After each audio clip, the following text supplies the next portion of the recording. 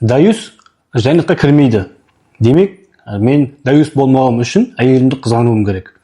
Ал әйеліме деген қызғанышымды көрсетуімнің бір формасы оған ниқап кигізіп қою деген түсініктегі бауырларымыз бар. Негізінде даюс деген кім? Даюс ол тек қана әйеліңе ғана емес, сол сияқты анаңа деген қызғаныш. Бұл жерде қызғаныш емес, бұл жерде қамқорлық. Әйеліңе деген қамқорлық, анаңа, әпке қарындасыңа, қызыңа деген қамқорлық, бұның барлығы осы түсініктің ішіне кіреді. Бұл жерде тек қана әйелің ғана емес, біріншіден. Екіншіден, қазіргі уақытта біздің қоғамда сондай бір нәрсе бар. Көшеде кетіп бара жатқан хиджабтағы қарындасымызға қарағанда, ниқаптағы қарындасымыз назарды өзіне көбірек аудартады. Біздің қоғам қазір сондай.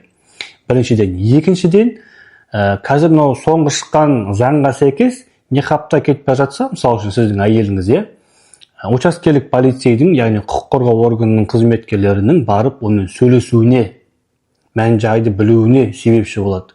Сонда ақылға салып қарасаңыз, сіз ниқапты қызғанышпен таққыздыңыз, бірақ бұл жерде сол іс-әрекетіңіз керісінше бөтен адамдардың сіздің еліңізге сырттай болсын қарауына, барып онымен сөйлесуіне, сіз кімсіз, құжатыңыз көрсетіңіз деуіне, яғни артық мәмілеге себеп болады. Сол жағында ойлап қойғанымыз жөн деп ойлаймын.